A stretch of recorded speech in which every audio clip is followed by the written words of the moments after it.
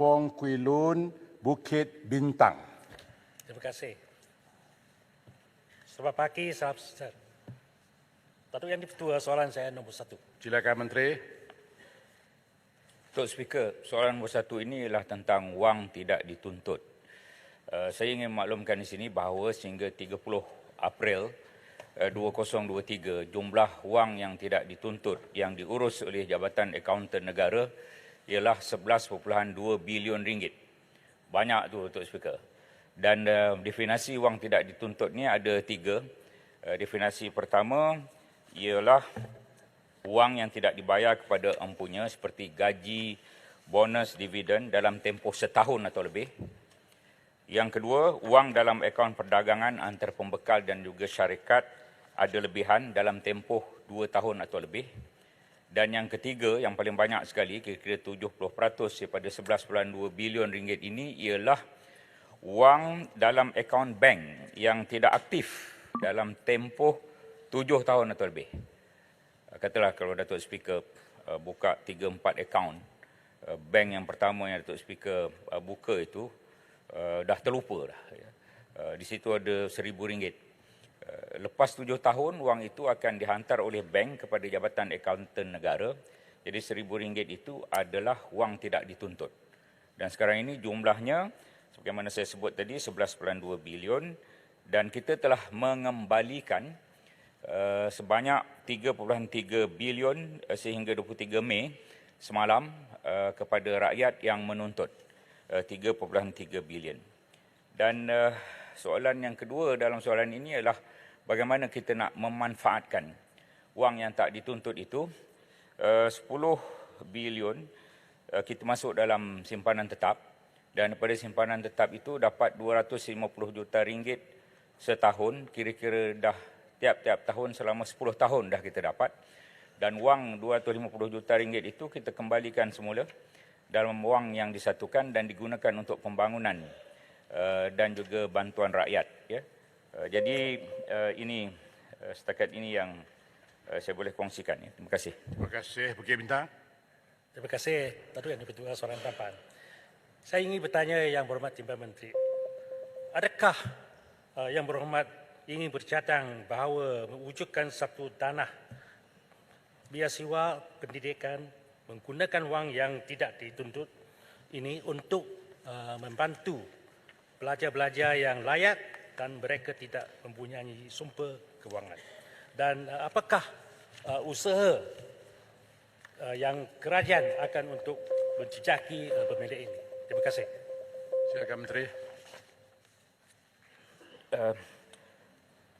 Kumpulan wang disatukan ni ada 3. Satu, akaun hasil disatukan. Di situ kita masuk 3 bilion ringgit daripada wang tak dituntut. Yang kedua, akaun amanah disatukan. Di situ ada 7 bilion wang tak dituntut. 10 bilion ni sebagaimana saya nyatakan tadi masuk dalam simpanan tetap, dan ada 1 bilion untuk pusingan untuk kita pembayaran.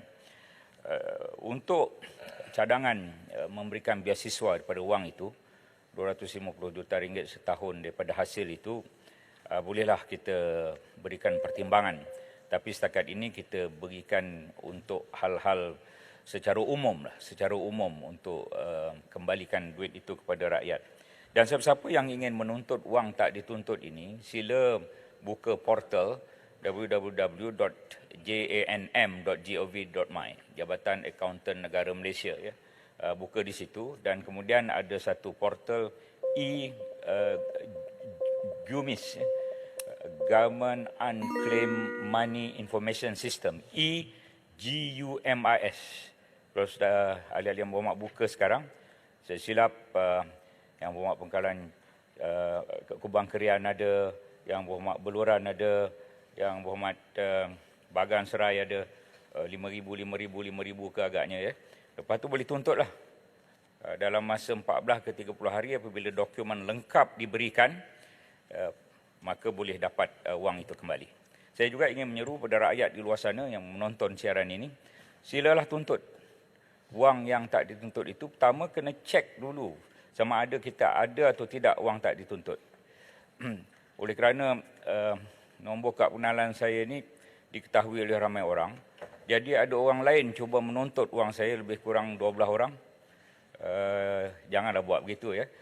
Dan siapa-siapa yang ingin menuntut wang tak dituntut ini tidak perlu menyediakan ejen atau melantik ejen, dan tak perlu ada sembarang pembayaran pun. Terus sahaja pada portal yang berkaitan, Jabatan Akaunten Negara akan memproses. Kuala Terengganu. Baik, terima kasih. Kuala Terengganu. Silakan.